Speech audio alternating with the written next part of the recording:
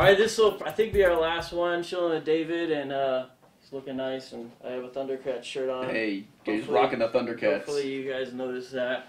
And David was in town this weekend visiting for the SSA, Secular Student Alliance. That's right. That's right. And we've just been talking, you know, kind of chill. I'm not trying to, neither of us, I don't think, are trying to mention everything we could ever mention, or just, we might talk again on Skype, but we think it's good and helpful to show interpretations of data, different data that you can bring up about the question of did Jesus exist, all that, and hopefully give people food for thought, and maybe even a model for dialogue where no one's mad, no one's angry, no one's scared, we're just talking, you know, we're letting each other talk. And that alone is huge, yeah. There needs to be more like this cross between atheists and Christians for sure, or any other kind of believer. Yeah, I agree, real chill, and like, I actually, one of the reasons I like, in a sense, the Christ myth theory so much is because it gives sort of more urgency to talk about a whole bunch of things that Christians should be informed about, should be talking about, but I'd like people to talk about anyway, because a lot of time in my dialogue with atheists, a lot of it is more philosophical, and that's okay, you know, I mean, we'll discuss it, but like, I feel like, I mean, we're Christians, we want to talk about the first century, we want to talk about Jesus, we want to get in the text, and also, I mean, that's sort of the focal point, like, you could say,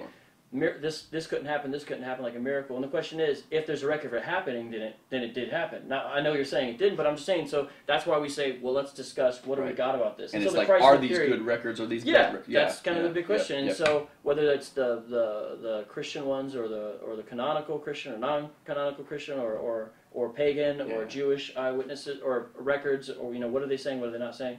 So that's why I kind of enjoy it, because it touches so many issues. It's sort of multi-discipline to be able to discuss it. Yeah, and it's nice to be able to give what I say is, you know, my version of mythos theory, or at least the one that I think it needs to be taken the most seriously. Right. And say, hey, we're not talking about the crazy crap that you can see on, you know, so much Jesus myth. Yeah, that's helpful. You know, just like, you know, Christian scholars or average Christian have different takes and views on things. So to someone who's a Christ mythicist, and a lot of people have said your book is one of the most helpful or useful for this reason, that it's the best distillation of the main ideas. A lot of people said that, Even if, like, they wouldn't, like, say it's the #1 pioneer book, but they would say it's the best sort of compendium. Like an introduction to the theory, for sure. So, for sure. You know, that's valid. That's a good skill to be able to kind of boil down main points of something and put it in user, you know, that's a good thing. Yeah, I think so. And at the end of the day, I mean, I'm not trying to turn Christians into atheists, really. I'm really not. If you, at the end of the day, read my book, and it gives you something to think about, you know, if it makes you a better Christian, I'm happy with that, you know. I don't want you to necessarily think like me. I want you to think, and what you said it right on. You know, I like to challenge people. Yeah, so like we've discussed some of these on the radio show, so I refer people to that, and some of these are in the book. But like, so generally, if a person says, so I don't think the Gospels are reliable, I think the Christian should first at least say, well, I think they are. Here's why. A lot of Christians would be like, yeah, I kind of agree they're not, you know, kind of thing. And doesn't that drive you crazy? Yeah, well, at least it drives me crazy. At least it does for me. It's like, come on, how do I know? How does I have to know your book better than you do? That makes me insane. So I wouldn't say, oh yeah, I agree the Gospels aren't reliable. Let's go to step 2. I would say they are. Let's discuss that. But then, okay, we sort of discussed it. But then, okay, are there non-biblical witnesses in some way to a historical figure named Jesus? Of course, one of the first places people go is they say, let's look at this ancient Jewish historian Josephus. Yeah, and for good reason, because really, I think he's the only one of all of them that is actually really talking about Jesus and not just about Christians in the 2nd century, you know, or the 1st century. But your main contention about Josephus is, so that people know, that the passages that people pull out, the reason we know Josephus so famously is because of these 2 passages, one of which is just an outright forgery, and really no biblical scholars disagree it's a forgery. The arguments become how much of it's a forgery.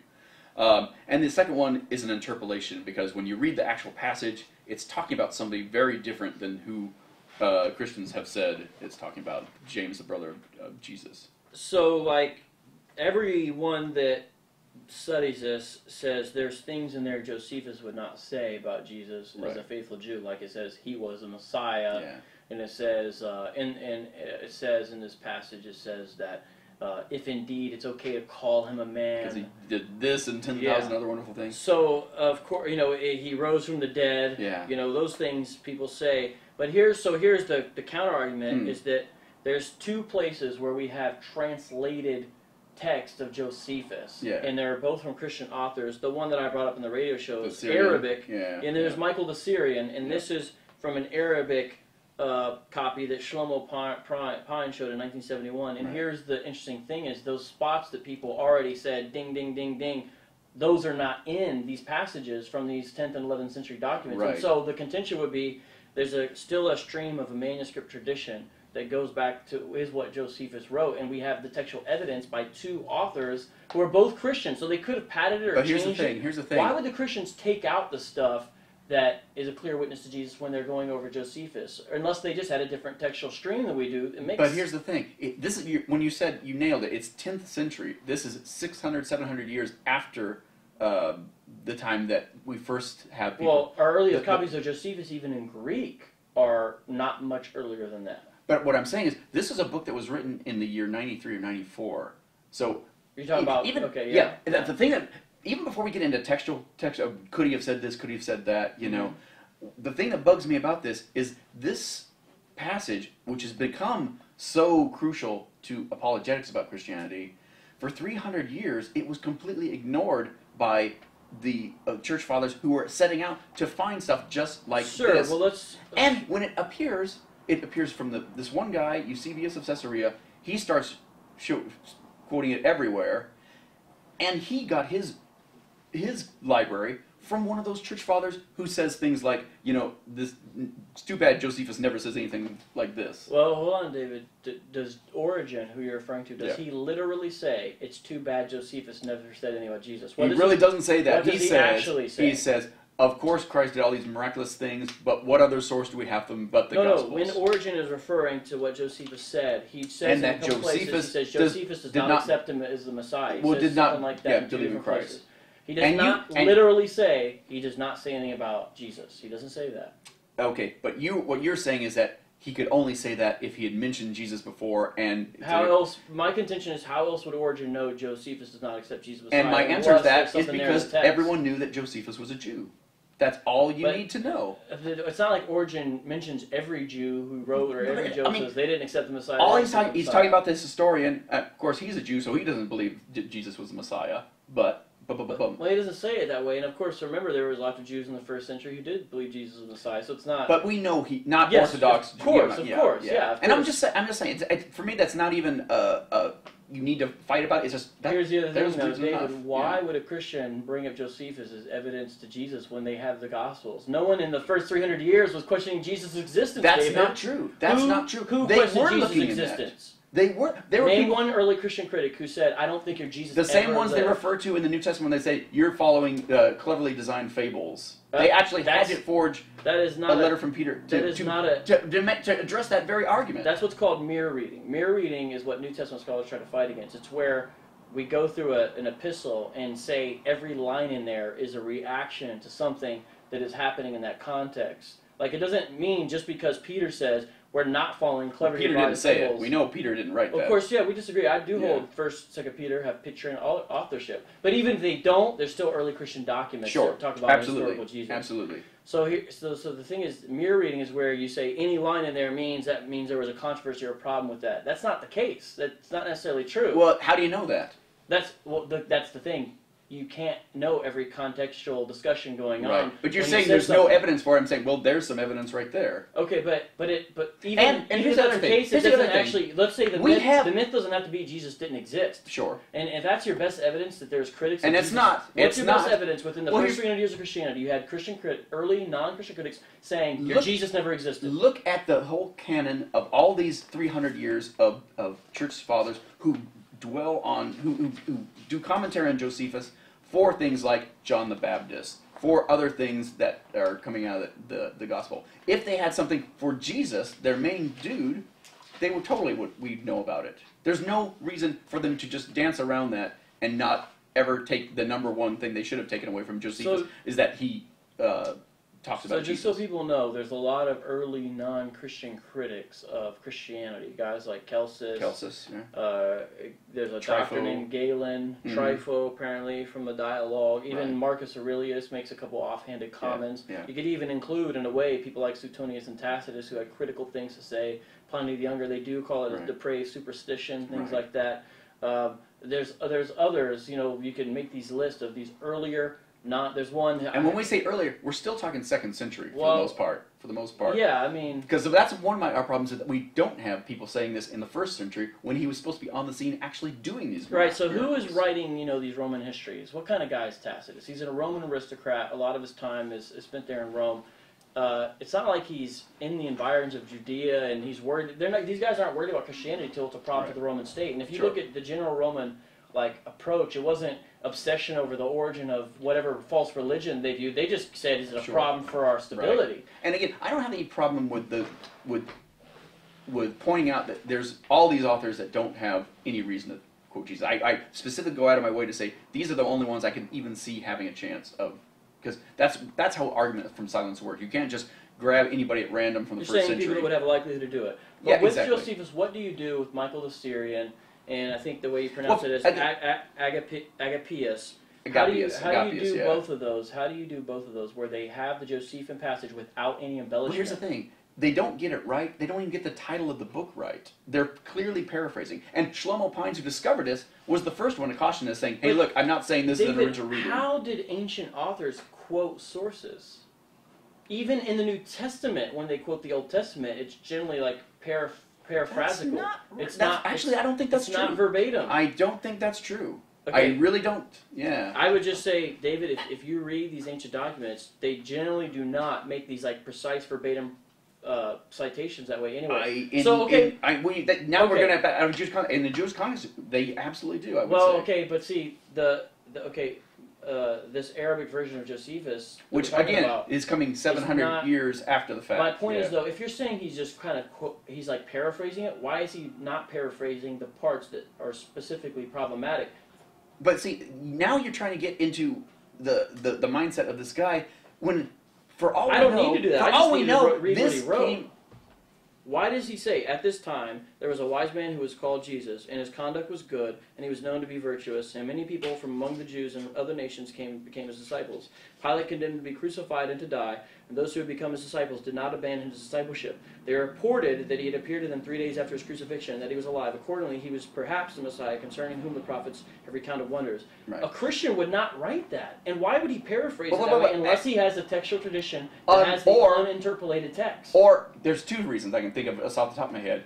Either he's getting it wrong, or B, he agreed that, Flavius Josephus has never written this. Because there are critics as early as the 2nd, 3rd century claiming, calling bullshit on things that early Christian writers were doing. Do you see, though, why that's not very convincing? I don't even want to convince you on that. Sure. Let me go back a little bit. Let's say, just for argument's sake, that everything in the Testimonium Flavianum is true and complete there, and, whether it's the hypothesized one or the original one. Okay. Let's say whatever's in there was really in there all along. It was not a forgery.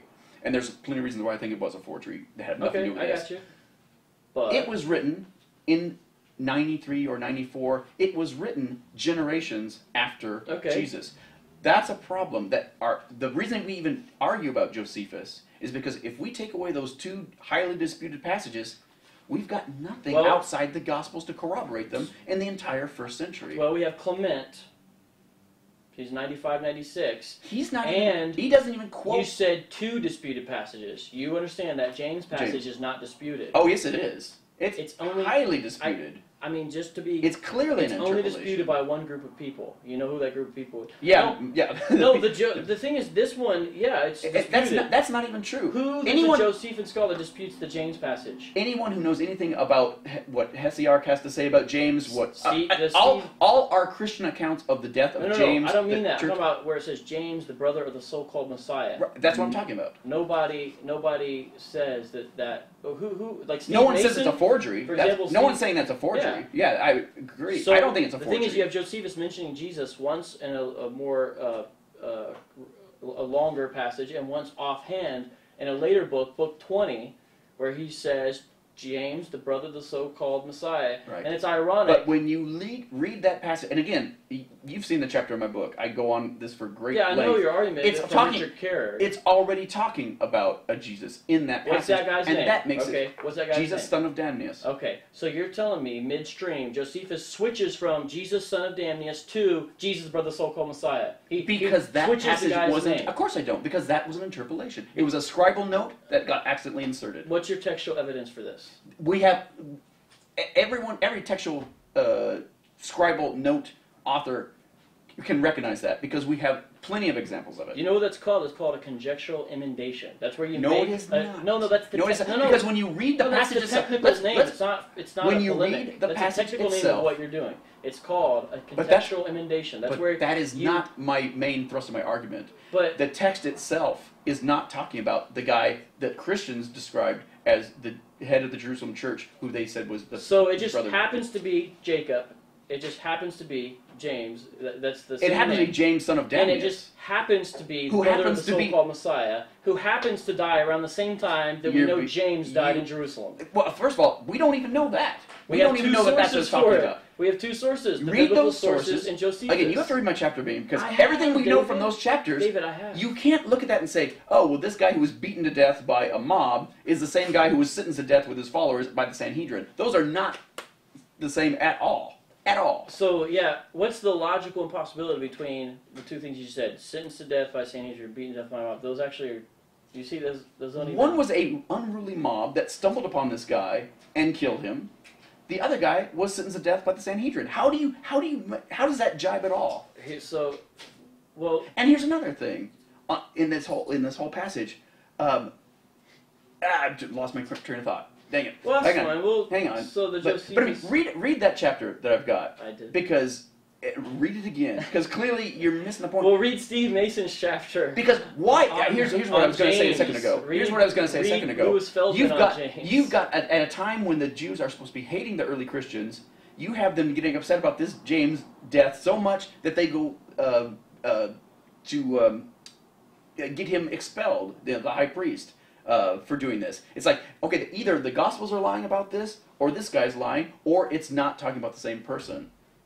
But that's the context I'm talking about. Okay. You're saying this is about the same time. I say, well, then look what's happening in this story. It is the same time. It makes perfect sense. Here's the other interesting thing. All the mysteries about this passage make perfect sense if it's talking about the actual Jesus who it mentions in that passage. There's two things. One is, when you say all the mysteries, then no one thinks there's a bunch of mysteries about this James passage. Yeah, it says they do. James, the brother of the so-called Messiah. Yeah, they do. But the description of it does not match up with what other Christians say about it. There's a big disagreement we have. There's not a bunch of mysteries. Secondly, the timing is just right. It's when there's a power vacuum in Judea. And that's when some of these kind of random executions would happen by the Jews. Why would the Jews get their knickers in a twist over a hated cult leader like James? Well, if read the passages, and so if you read the book of James, it is, which was not written by James. But so we disagree about that. Yeah. See, for you just say forgery, but we've got to have good evidence. We do have evidence, that would be a great thing to talk about. James is dated at like 45. I mean, it's one of the earliest Christian letters we have, even if you think it was written by James. And that's also disputed as well. That's also disputed. See, here's the thing. You say there's all these things disputed, but it's like there's a lot of you things keep giving that. You keep not giving the everything's standard disputed, even, David. but you get. It's not an evangelical And I'm not answer saying to talk about James this way. Yeah, it is. Yeah, when you're saying authorship, that. I already know that. Yeah. But there's a lot of things you say, they're not evangelical, it's just facts of history. But they're not. That's my whole point. That's my whole point. And so there's a disagreement on interpretation of the data. I think we're out of time, even though we're...